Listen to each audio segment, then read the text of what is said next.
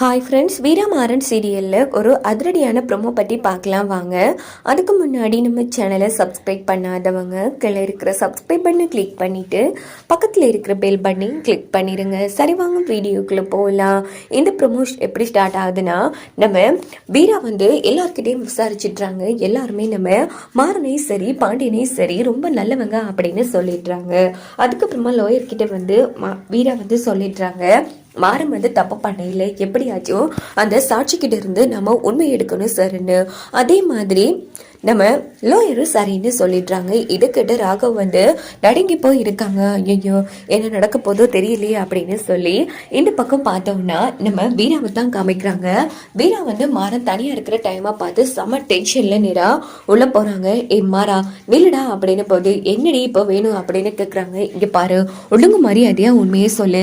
நீ வேணும்னே அண்ணன் மேலே வண்டி ஏற்றல. அண்ணனுக்கும் உனக்கும் எந்த சம்மந்தமும் கிடையாது. அதே மாதிரி வேற யாரோ பண்ண தப்புக்கு நீ உண்மையில தப்ப போட்டுட்டு இருக்க.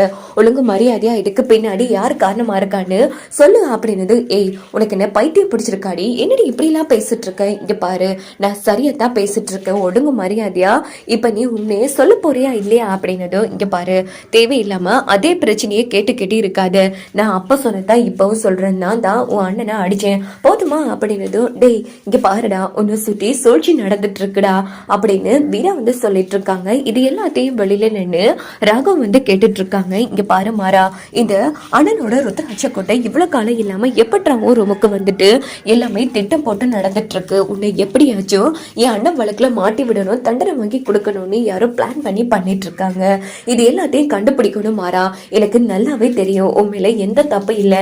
நான் உன்னை நம்புறேன். தயவு பண்ணி உண்மையே சொல்லு. யாருக்காகவும் நீ பழி ஏத்துட்டு இருக்க அப்படின்னது. ஏய், உனக்கு என்ன பைத்தியம் பிடிச்சிருக்காடி? சரி, நான் உண்மையே சொல்றேன். உண்மையை சொல்ல வேண்டிய நேரம் வந்துருச்சு. இங்க பாரு, ஆரம்பத்துல உன் அண்ணனுக்கு எனக்கு பகை இருந்துச்சு. அப்போதான் இந்த ருத்ராட்ச கோட்டையை எடுத்துக்கொண்டு வச்சேன். அதே மாதிரி திட்டம் போட்டு வேணும்னு தான் உன் அண்ணன் மேல இருந்த பகையில வண்டியை ஏத்துனேன். போதுமா? இது நம்ப மாட்டியா? ஏண்டி, என் அப்பாவே என்ன நம்பல. நேற்று வந்தவன் நீ இவ்வளவு நம்பிக்கை வச்சிருக்க. நம்பனா நம்ப. இன்னும் உண்மைகள் எடுத்தா பாண்டியனுக்கு எனக்கு இடையில இருக்கிற பிரச்சனைகள் தான் வரும். வேற எந்த ஒரு உண்மையும் வராது. நான் தான் உன் அண்ணனா அடிச்சேன். போதுமா? இங்க பாரு, இப்ப என்ன உனக்கு டிவோர்ஸ் வேணும். நீ ஆசைப்பட்ட மாதிரி நான் உனக்கு டிவோர்ஸ் பேப்பர்ல கையெழுத்து போட்டு கொடுக்குறேன். நீ என்ன விட்டு விலகிப்போ.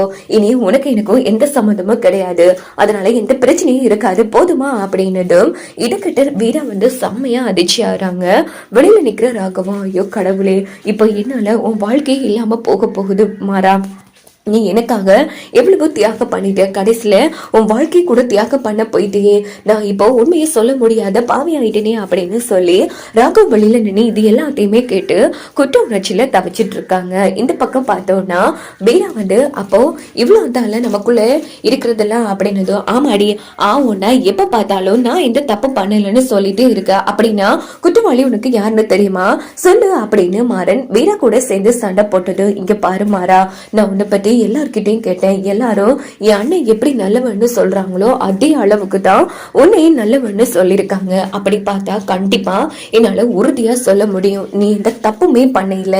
அதே மாதிரி வேற யாருக்காக ஒருத்தங்களை காப்பாத்துறதுக்காகத்தான் அந்த பழிய நீ சுமந்துட்டு இருக்க. இங்க பாரு, நாளைக்கு கோர்ட்ஸ்ல எப்படியாச்சும் நீ நிரபராதின்னு வெளியில எடுத்து உண்மையான குற்றவாளியன்னா கண்டுபிடிக்காம விடமாட்டேன் அப்படின்னதும் வீரா மறுபடியும் சொல்லிட்டு இருக்க. இதே பேச்சு திருப்பி பேசாத அப்படின்னதும், இங்க பாரு, ஒரு குற்றவாளி என் கண் முன்னாடி தண்டிக்கப்படுறத என்னால ஏத்துக்க முடியாது. அதுவும் என் கழுத்துல தாலி கட்டின என் புருஷன் தண்டிக்கப்படுறதுன்னா ஒரு காலமும் ஏத்துக்க மாட்டேன் அப்படின்னு வீரா மாறனை விட்டு கொடுக்காம பேசுறாங்க.